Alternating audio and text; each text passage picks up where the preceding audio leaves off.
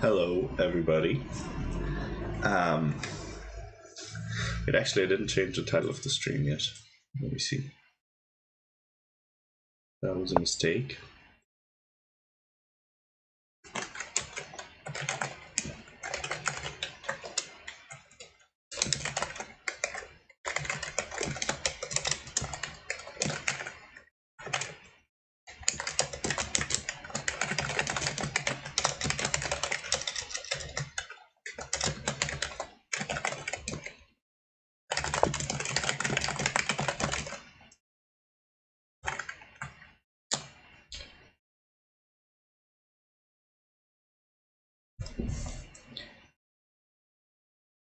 Actually,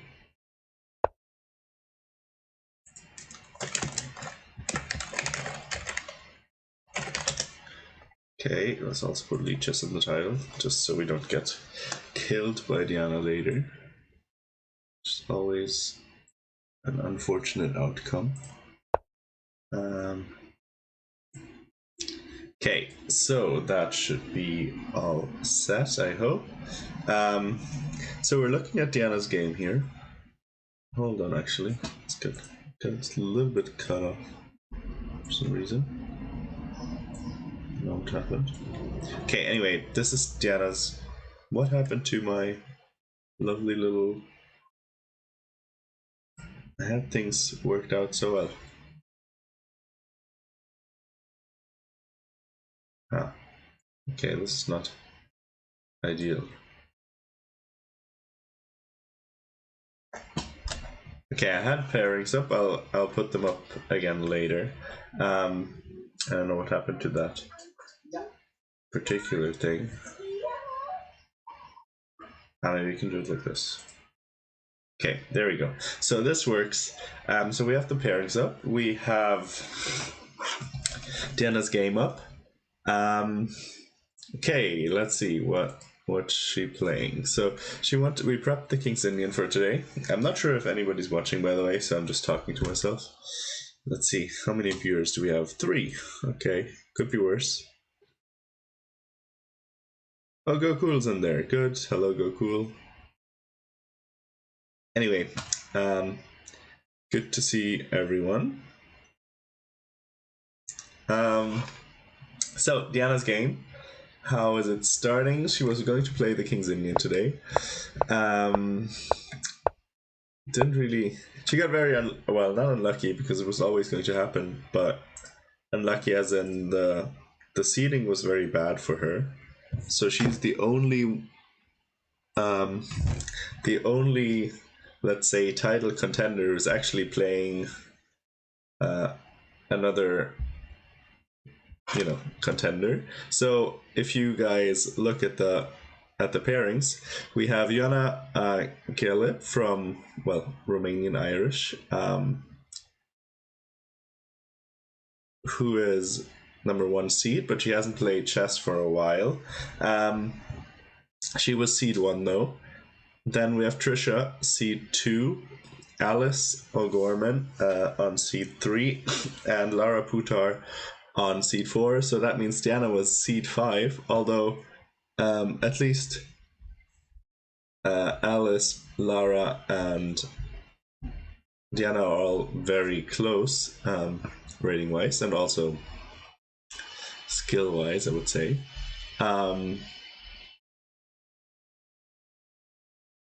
But the point is, she got 5th seed, which is very unfortunate because she, depending on the number of players, she was going to get paired up in the second round after winning her first game, and she did.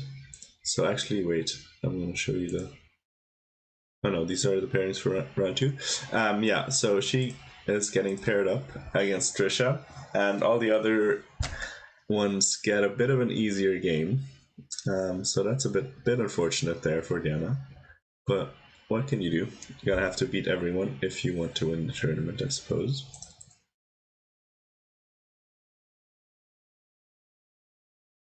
Math is here, which couldn't be worse. Okay. So anyway, Diana playing the King's Indian. Trisha usually plays some classical thing.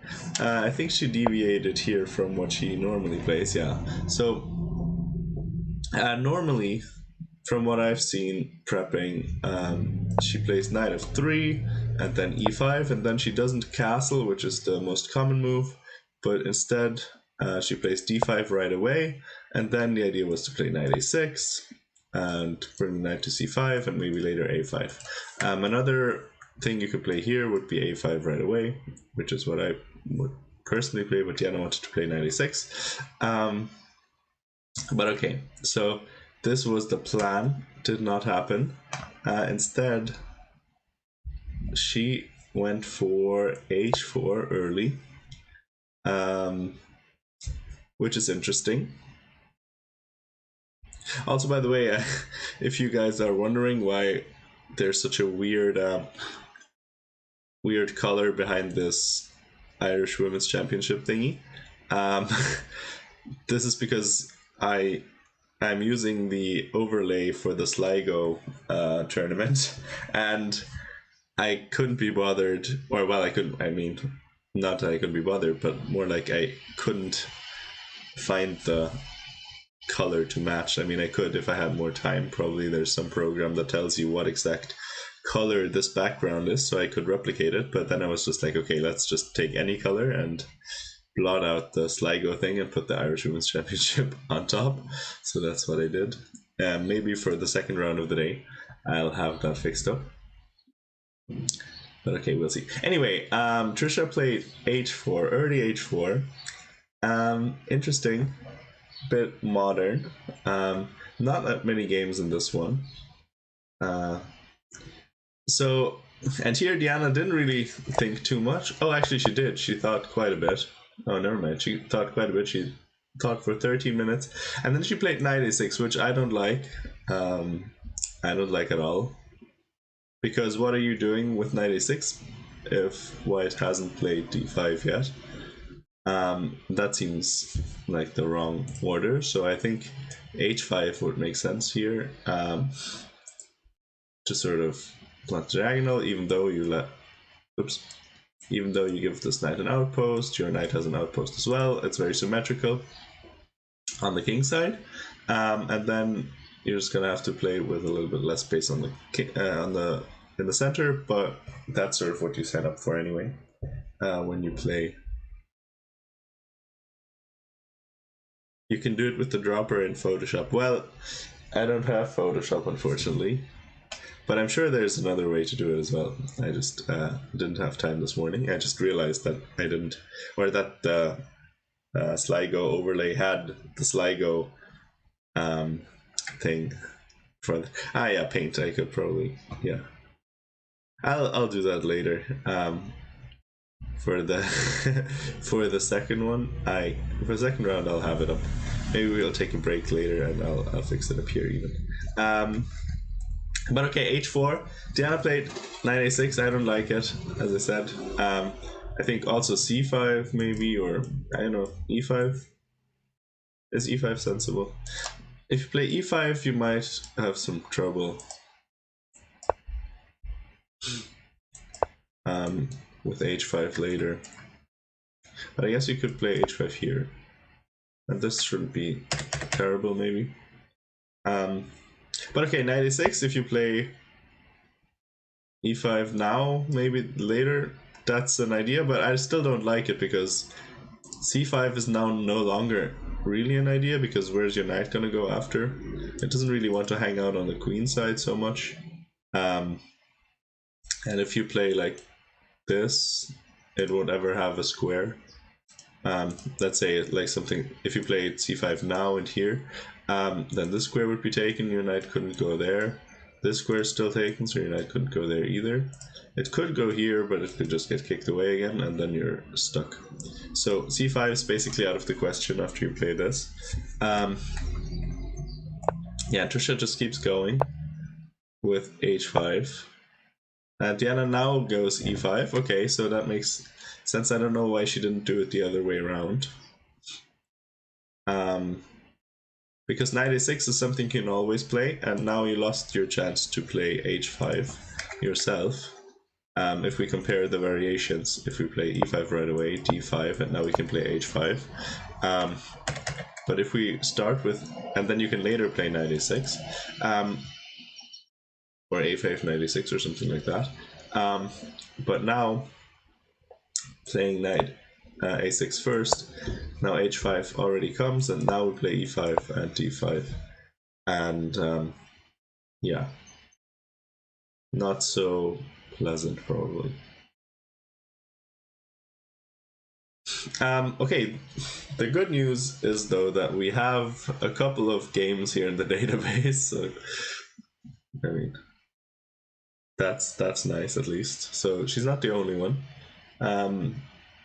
Doesn't do too badly for black either. Actually, Jabava lost in this variation to some 2400, so maybe that's the idea.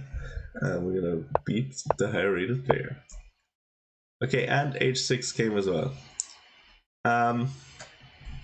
h6, I don't know. I don't know if it's necessary to play that so early, but maybe maybe you play it because then eventually you're always free to play knight f3.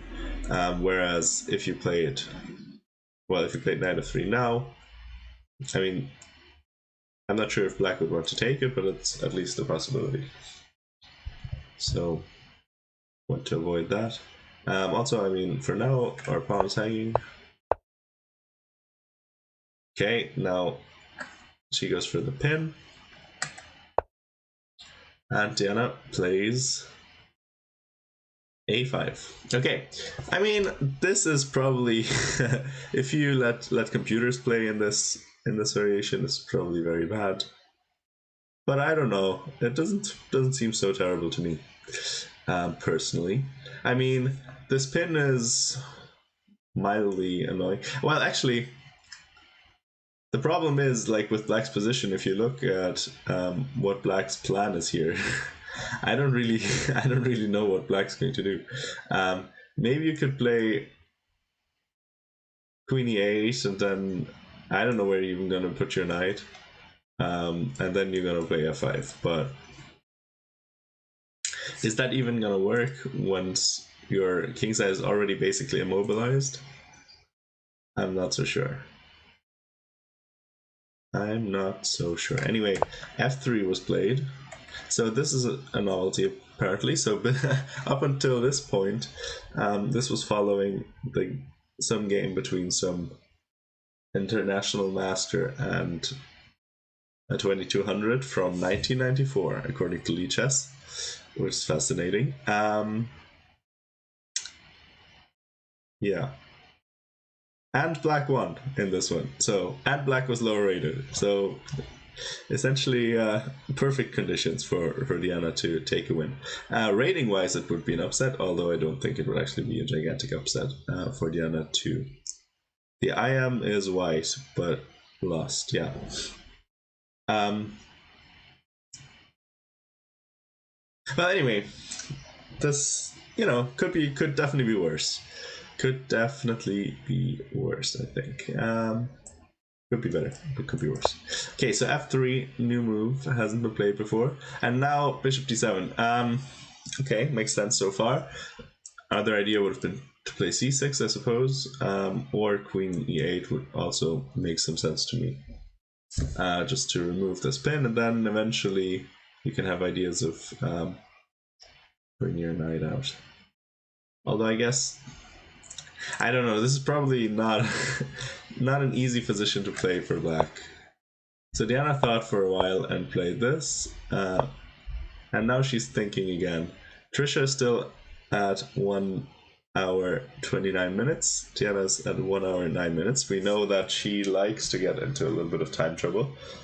By the way, as for the time control of this tournament, it's 90 plus 30 and no extra time at move 40 or anything. So what you see is what you get.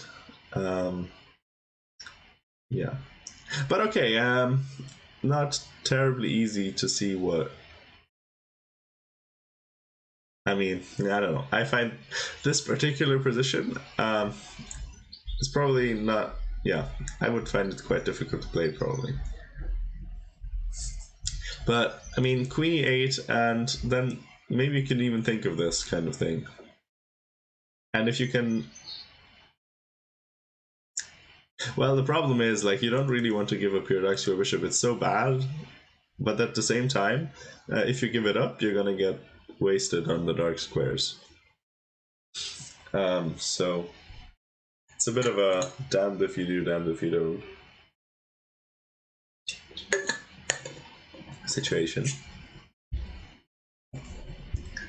But okay, white also like I don't like f3 so much. Like f3 cuts off the bishop from looking at h5. Although if you ever play knight h5, you might get snapped. Because you're probably gonna get mated somehow. So take that with like eventually it might be possible, but I think if black played this now, well, not now, obviously, because the queen's hanging, but let's say queen e8, and then what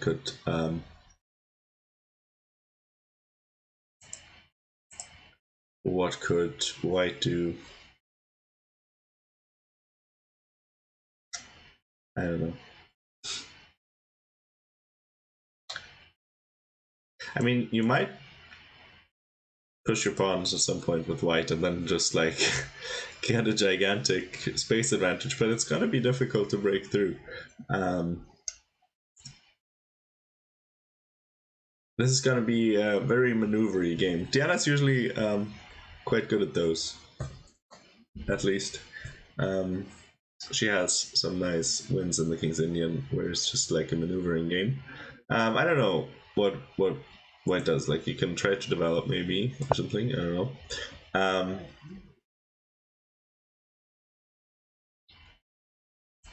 And if you play it now, well, actually now it's kind of different because now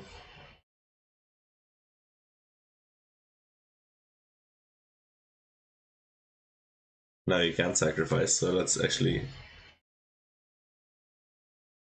play a move that allows my point to continue. Okay, let's say bishop comes back here, and here you could probably just sacrifice, I imagine, because this king is not surviving. I would think. Like if you just need to get anything on the g file, and you're gonna have some trouble. Like actually, yeah, even this just wins a piece, right? Okay, so that's actually not. Yeah, so you're gonna have to move the knight anyway, because, well, I'll just show it again here. You can't take back because here that's gonna be checkmate. So yeah, definitely. I mean, this is of course a ridiculous variation. Anyway, maybe let's look at some other games for a little bit while Diana's thinking. Oh, what is going on here? This is strange. Maybe Anna came late or something. Oh yeah, Joanna actually tournament favorite. Or not tournament favorite actually, probably, but rating wise, she's the tournament favorite. I guess Trisha has been playing a lot more chess. She's been quite inactive. I think she recently had her first child, so she's probably a little bit busy. That's also why, or I mean, one of the reasons I think why she's not on the Olympia team. I think she's been a little bit outside of the chess world for a little while. What is this opening? Hello? Can anybody? Just like, I mean, okay, it's a French, but knight of 3. I mean, I guess you can play that.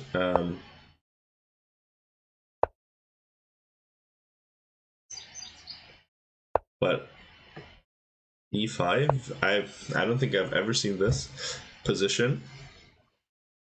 It's like an advanced French, but also you play. Yeah, you don't have time. If you want to transition back into an advanced French, you'd have to play c3, I guess. Although I don't see why you why you would do that, because I mean, if you wanted to play an advanced French, you might just play d4 and then do this, and then you could have this position with the knight on f3 still, but without getting this weird structure in. Anyway, that's not what she did. Of course, this is a very big mismatch. Joanna, very strong favorite, but it seems like she gave timeouts. She arrived a little bit late to the game. She started with about 1 hour on the clock, while Claire had 1.5 hours. Okay, I mean, Lichess tells me this is called the Ruiz Donk Gambit, which is yeah, Donk Gambit sounds about right in this context. Okay, now a3, also a bit puzzling.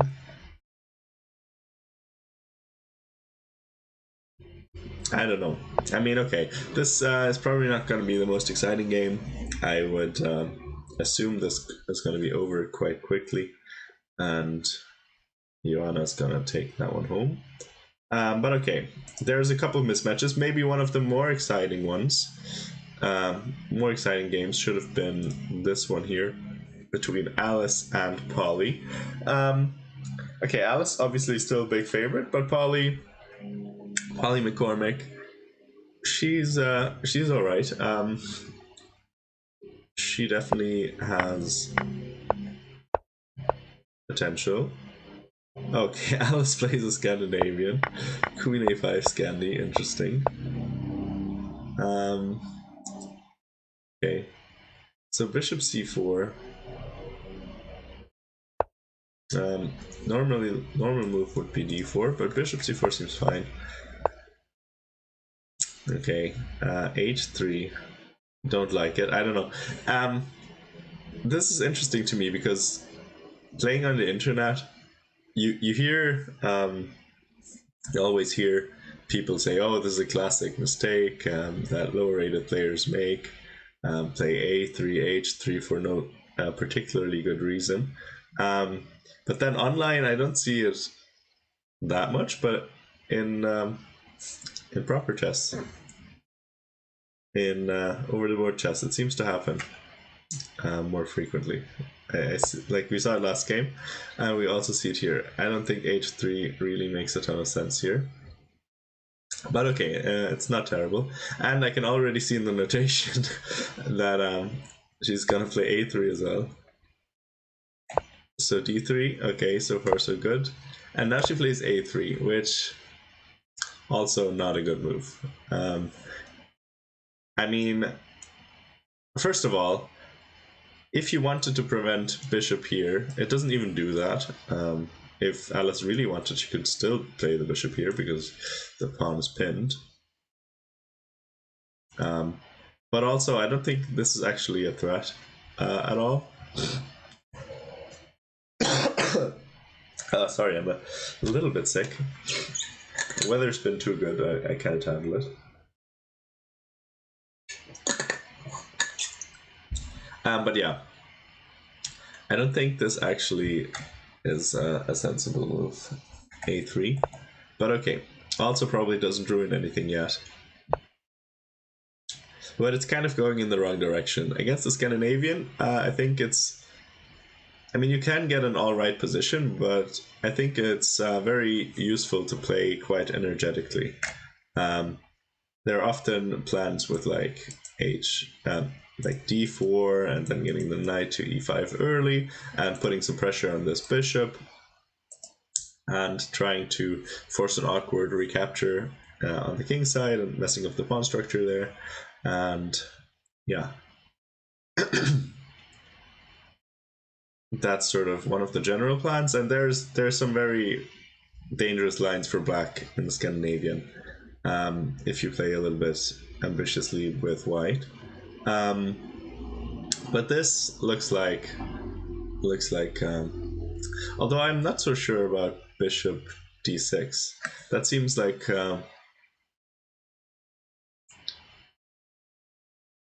that seems yeah, a little bit incorrect. Bishop d6, I'm thinking something like this maybe, and then knight here, and you're going to be annoyed. Although I guess here you're going to play c6, and then your bishop's... I don't think this is the proper diagonal. You're gonna get hit with bishop g5. You're gonna maybe get your pawn structure messed up. Although it is true that black always has ideas of, even especially before playing c6, black has ideas of castling queenside, and then the open g file would obviously be not so much of a liability as much as it would be like a pretty big asset actually. But okay, 92. Again, a strange move. I mean, I think bishop d2. I don't know why she's not playing it. It at least forces some reaction. Because if you play c6 now, you have I don't know, 94 is the classic thing. Then queen d8. You have can take the bishop, and now black is left with this quite poor pawn structure, considering he has a light square bishop.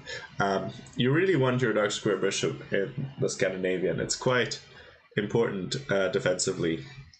You're gonna get nailed quite often on these squares, especially e5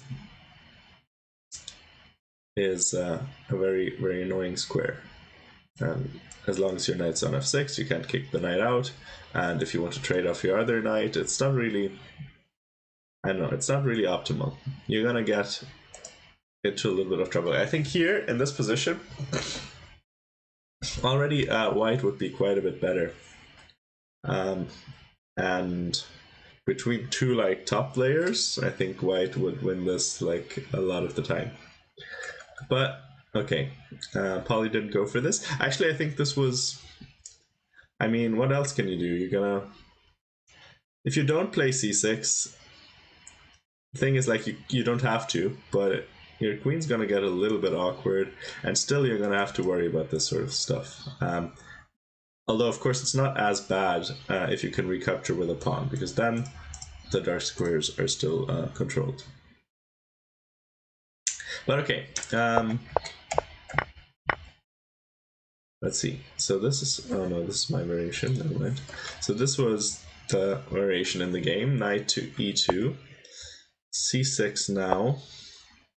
Okay, and b4, yeah, well that's, doesn't that just hang a pawn? Like, that's actually, yeah, symptomatic, because she already played a3 earlier, which didn't do what she thought it was doing. It didn't stop bishop b5. Bishop b4, sorry. It didn't stop bishop b4 then, and now it doesn't stop bishop b4 either. And Alice, of course, snaps it off. Okay, and this also not a good move. Bishop b2. I mean, it does technically threaten the bishop, but you really don't want your bishop on this diagonal, I don't think. With this pawn structure towards your king, the queen's gonna keep this knight pinned. I think. Sorry, this is quite problematic.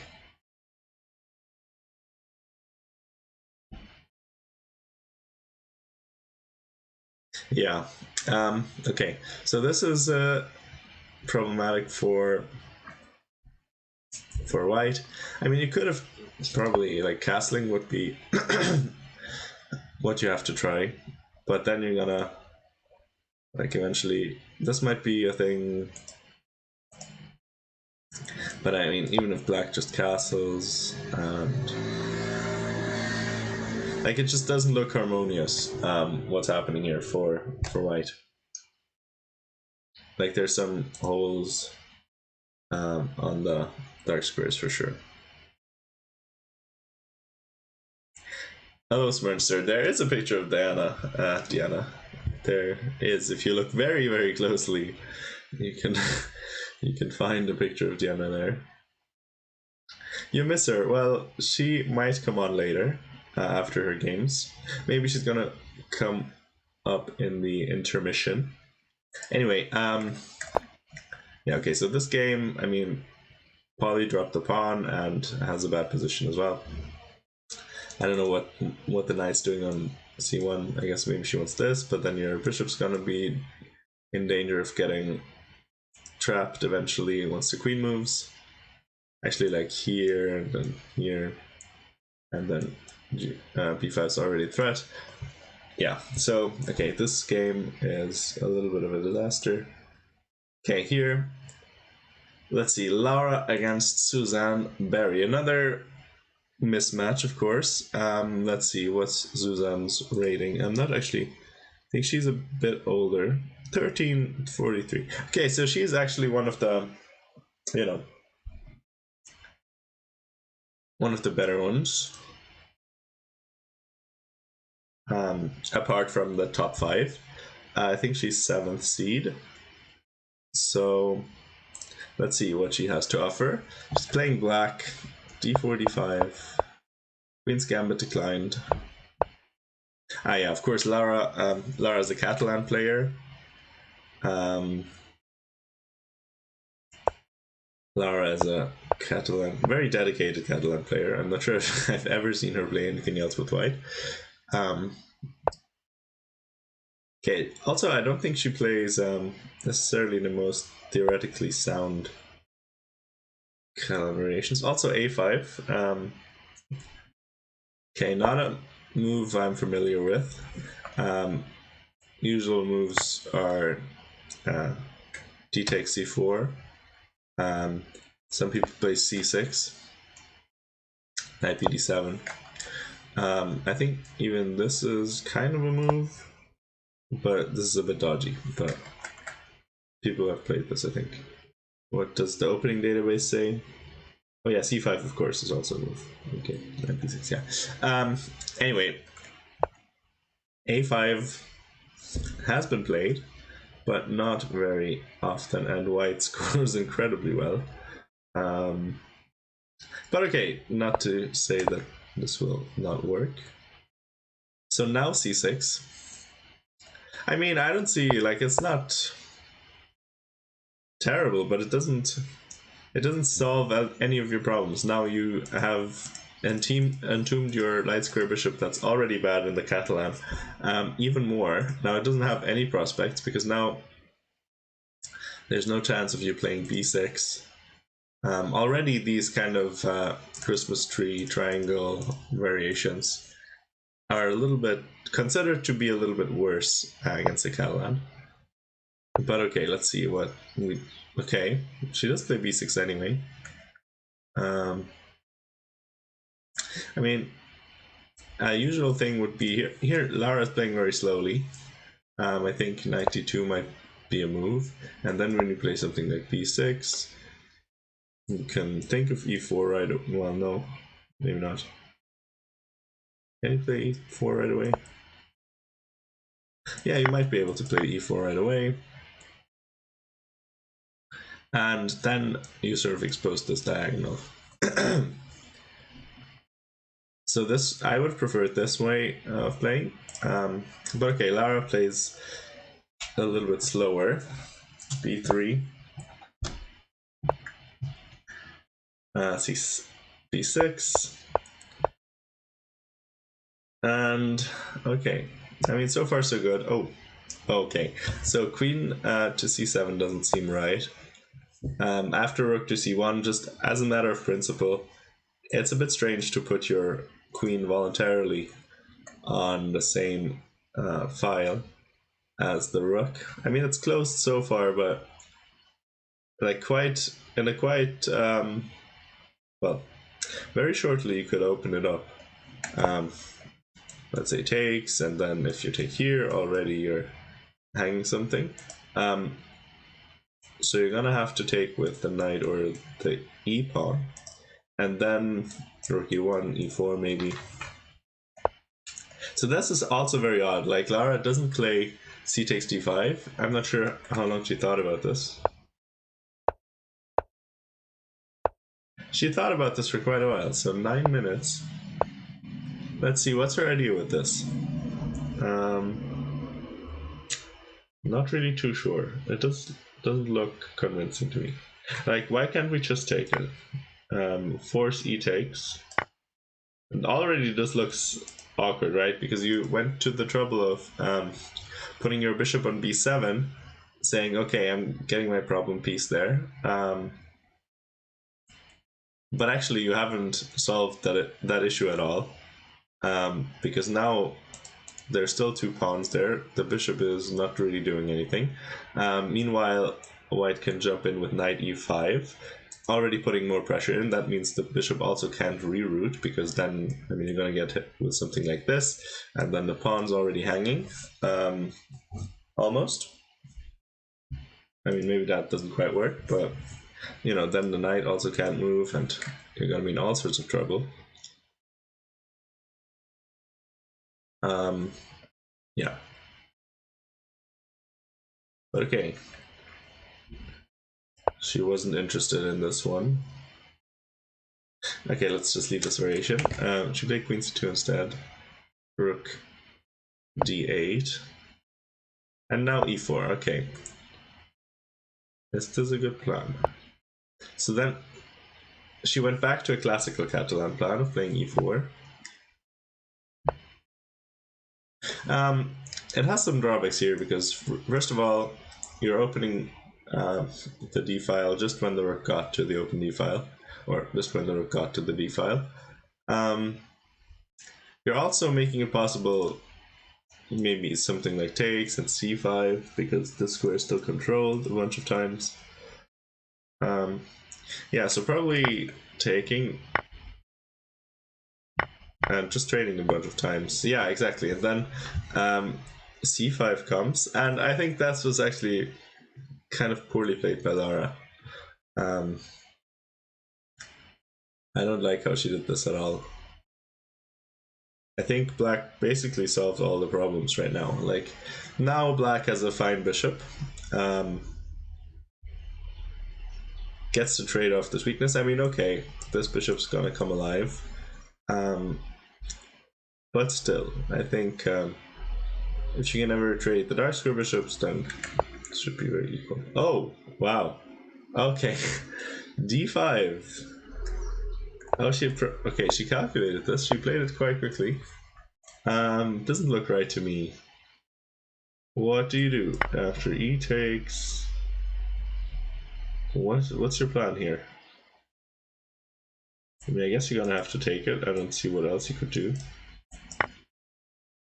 And then the bishop takes, and what are you trying to do here, Lara? This looks very bad, doesn't it? Can anybody help me out here?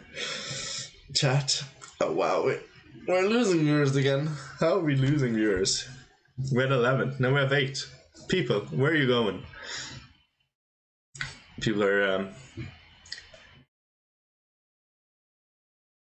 People are disappointed by my commentary. Anyway, this looks bad for Lara.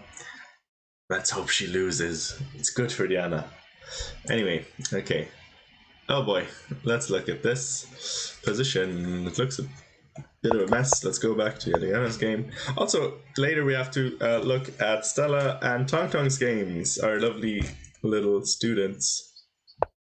Okay, anyway, we saw this, and we left it here. So she did play queen e8. Okay, and Trisha played g4. Okay, we thought this might happen. Yeah. I mean, white is certainly getting a lot of space. I think objectively this is probably quite terrible. You're gonna have to break something somewhere. You're gonna have to do something like this. Or I don't know. Or maybe here. I'm really not sure. But this, I don't think you can just sit as black. That wouldn't seem right. Okay, let's see what she plays. A4. After 8 minutes of thought, A4. Okay.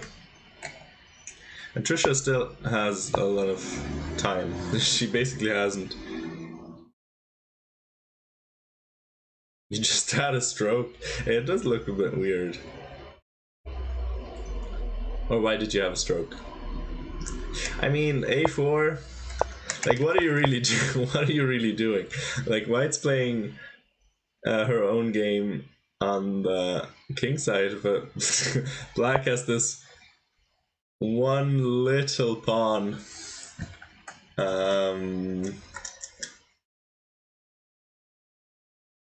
Hello, not NBO. Yeah, there's a lot going on here. Nothing has been traded or anything. So no captures yet. Yeah. I mean, this looks like the a4. A4 is such a sad move. Look at the little pawn. Look at the little pawn, and then you have this whole army coming towards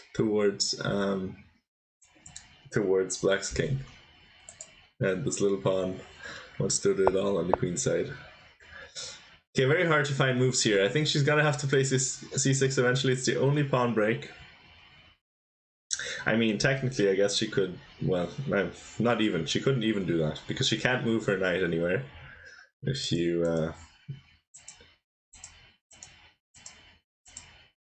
the knight is an octopus knight, except actually doesn't have any squares.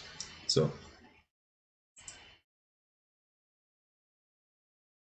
highest total rating, yeah, definitely highest total rating by quite a margin. Yeah, but this position is ugly. That's ugly. It's not pleasant to look at. Diana was really upset yesterday because of the pairings. She was like, what the fuck is that? It's a bit unfortunate for sure. But she has to play Trisha, and everybody else gets, let's say, a slightly easier pairing. But, okay. If you think about it, let's do some mental calculation. Let's say, I mean, Diana's not going to lose this. She's going to win. But let's say she would lose. Or draw. Let's say she would lose, though. And then the top four are going to be Joanna, Trisha, Laura, and Alice. That means they're going to play each other. That means if the favorites win, Trisha... Well, actually, I guess Trisha might play against... I don't know. Anyway, it doesn't really matter. But the point is that two of them are going to lose from that high rating. Diana's going to win. Then she's going to be shared third place. And then if she wins that, one of the top two is going to lose, hopefully. And, well, in the battle against each other, and they might also draw, but let's say one of them loses. And she wins again.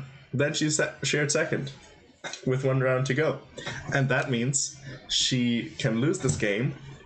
And, well, actually, as I'm, don't know, in my mind, it might not be a bad thing to lose early. Even if she, to play Trisha early, first of all, she gets her out of the way. Second of all, it might be good to lose early. If she, I mean, obviously it's good to win as well. But I'm saying maybe it doesn't even make so much of a difference, because 5 rounds with the exact amount of contenders for the title is actually an interesting situation, as long as there are no as long as there are not draws. Draws would make things more complicated. But if you're following me, we would have Diana in the middle and 4 people up top.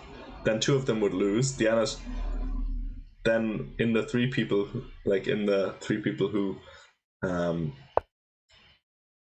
are on 2 out of 3. And then next round, one of the top ones is going to lose, so one's going to be 4 out of 4. And if Diana wins, she's going to be 3 out of 4 with that second person who lost. And then she's going to play that person, and if she wins again, she's going to...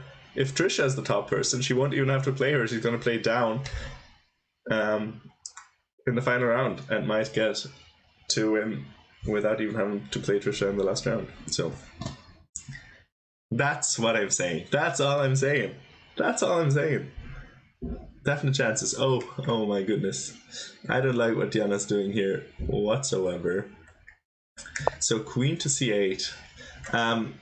Understandable from the point of view that, okay, we don't have any moves, but also we do have one move, which is c6.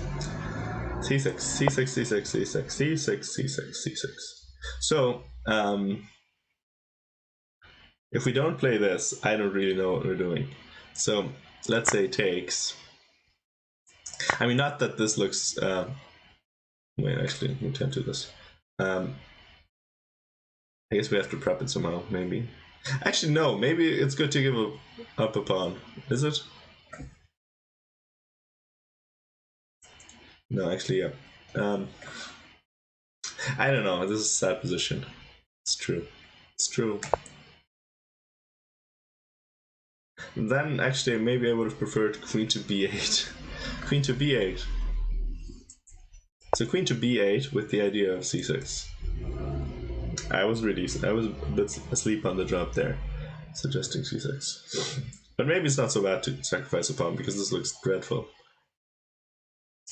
But okay, my point would be, let's say, I don't know, what does white do? Where's white going? Maybe pull the bishop back. And then c6. And then if you take it now, we're gonna have a little break. Is it good? I don't know. Well, I mean, okay, our knight would be hanging, but I mean, let's say we get something like this. Our bishop's not hanging because it's defended by the knight, and we're gonna get an open file. We're gonna have double pawns, but the knight's at least locked out, so this double pawn is actually not such a bad thing. We can create some weakness with a3. If this would come onto the board, you know, I would get a lot more optimistic. This looks fine actually for black. This looks fine, doesn't it? I mean, now there's not really any action on the king side. Action's gonna shift towards the center and maybe the queen side, and you might get some chances to do some things. But okay, queen c8 instead. Not really sure what the plan is. Trisha plays knight f2. Maybe trying to trade off this knight. Generally, if you have no space, trading pieces is a good thing, but this might not hold true here because this is your only piece that's doing anything. So it might be good to trade pieces, but maybe not this particular one. So one idea is bishop e8, and if you play knight d3, we can play knight d7 to recycle the knight. And then, okay, that might be called an achievement. Another idea is, I think, again, queen b8, even though now it's lower.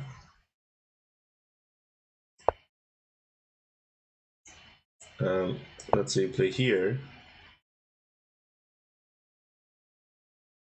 Here.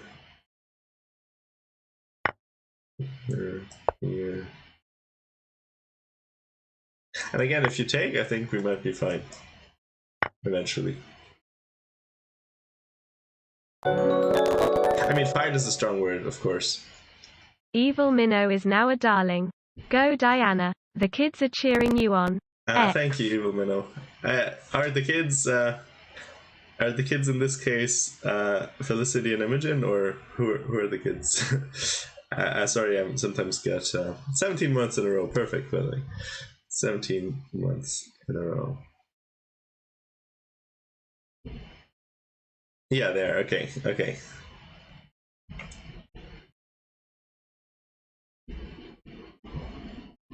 Okay, well, let's just hope we get something like this. It's not great, but maybe chances. Okay, let's actually go to, speaking of students, let's look at, what is this? Why lovely Tong Tong isn't playing? What's happening? Wait, let's just quickly. I hope Tong Tong didn't default. I hope she got a walkover win. Yes! Tong Tong! Tong Tong, as you can see, I don't know if you can see my mouse down here. Yes. Tong Tong, our lovely student, got a walkover win. Brilliant. She actually I don't know if I can show this. Actually, let me see. Do they have the games from yesterday in here? Yes, they do. Okay, I'm just gonna quickly show Tong Tong's game from yesterday. If for those who are familiar in chat, she's also a frequent chatter and channel VIP. Fun fact. Anyway, she played this dodgy Sicilian. Anyway, she was playing the Sicilian against Claire McCarrick, who's actually, you know, she's quite good. So, oh my goodness, what happened here already? Very disturbing scenes. I guess we. Interesting. So, sack and counter sack. Tactics from Tong Tong, tactics from TT. King to h2, huh? Wait, no, not king to. Wait, what? King was on h2 and then he came back. Okay, that's a bit of a weird move there, Tong Tong, but okay, we'll accept it. We will accept it. Okay, I just wanted to show you that she actually, I mean, okay, here she's completely lost, of course, but if we keep watching just a little bit, she was actually very tenacious. Very, I don't understand really how that happened. I only saw this position and I was like, oh no, Tong Tong's losing. But then her opponent dropped a pawn, and another pawn, and another pawn soon, I think. Yeah, another pawn.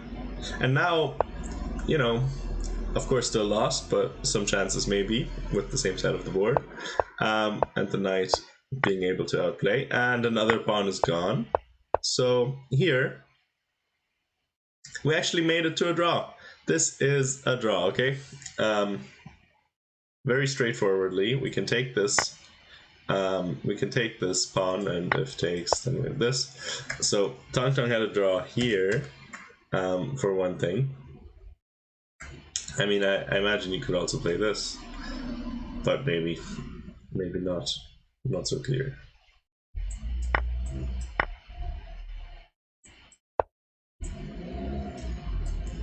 Well, I don't know. I mean, I don't want to make any guarantees about this position, because actually this doesn't work. Yeah, because here you're gonna lose as black. So maybe, yeah, this maybe also draw territory. But anyway, that was draw for sure. She didn't find it here.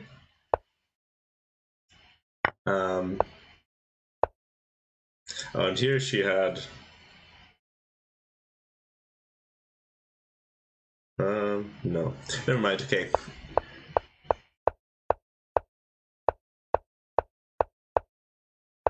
Anyway, she hung in there, and eventually, wait, where was there was a draw here somewhere. Oh yeah, here, of course.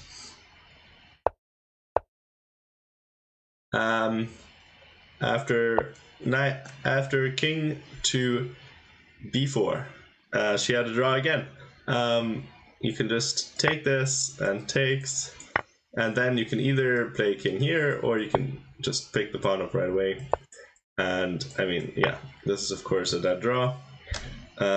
So Tong Tong had a couple of draws there, played really well, unfortunately didn't quite get it over the finish line. But okay, can't always get what you want, as they say.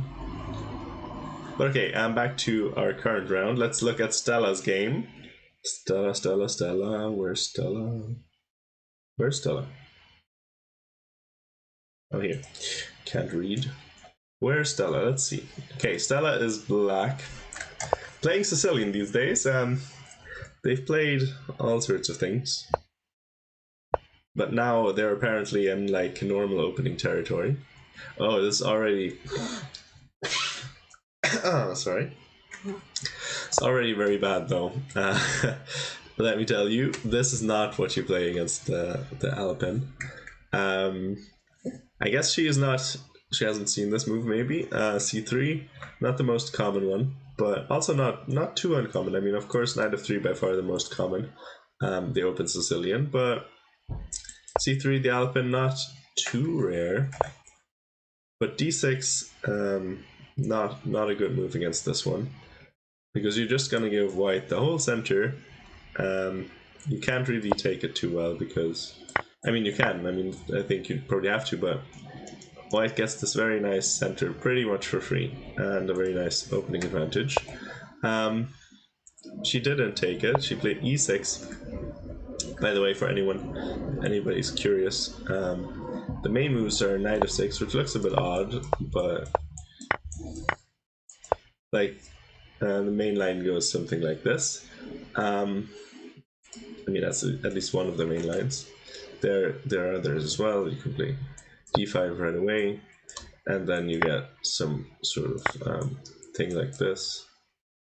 You can play d4 here, and you shouldn't be taking this because it's, I mean, you can, but I don't like these positions for black. Anyway, it's enough Sicilian theory.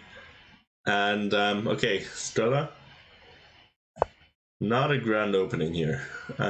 If you take it, you're gonna get into this end game where white's gonna get a little bit more space, a little bit of better development. I mean, it's fine, but white gets very quick development, and I personally really don't like it. Especially once you're a Sicilian player, you like the kind of games with dynamic chances for both sides, or at least that's the general idea. And in that position, it's more like white being attacking and black trying to defend and escape into the late game somehow. The end game. The late game. What the hell? Am I playing StarCraft or what? Anyway, she didn't want to go into this. Understandable to some extent, but of course, I think you should have gone into it. I think you should have definitely taken that pawn still, although knight c6, not terrible. Not terrible.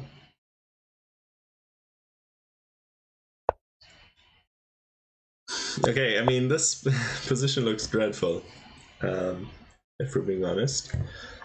Dreadful. I mean, just normal development for white, and you're probably going to be in quite a bit of trouble. Also down a pawn for the moment. I'm not sure about queen a4. It doesn't really do much. Just kind of helps black develop in a pretty natural way. Well, actually, I guess the idea is to take the pawn now. No, apparently not. Okay, b4 also dubious. I mean, now you could definitely take it. I don't know why you wouldn't, but okay, knight f6 also solid move. I mean, attacking this pawn, but so it comes with tempo, so it doesn't really matter move order wise. And now I think the position is probably fine again. You can take on c5 anytime. Sort of all theory, yeah, sure, grand sure. And now, I mean, Stella refuses to capture this pawn. I don't know why she doesn't want to capture this pawn. Like, you're even just winning it back. Like, I don't know. And then you basically, it's also basically capturing with development.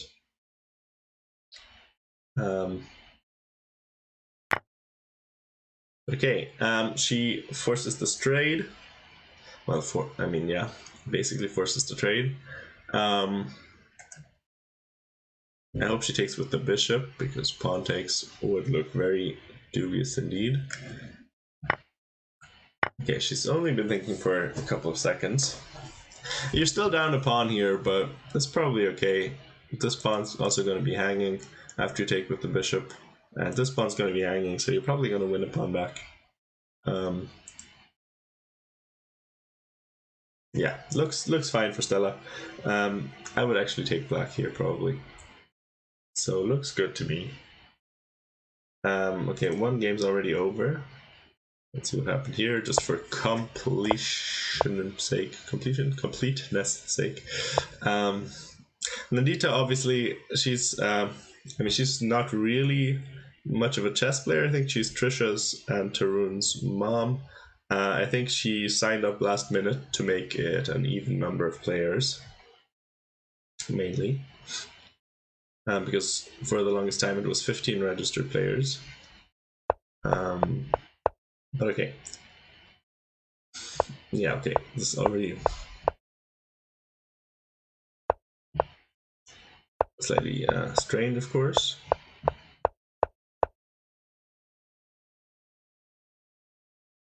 Oh, are we losing internet? No. Are we fine?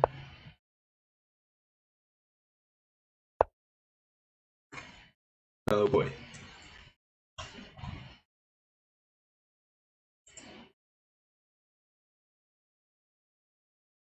Okay, I hope I hope we're back.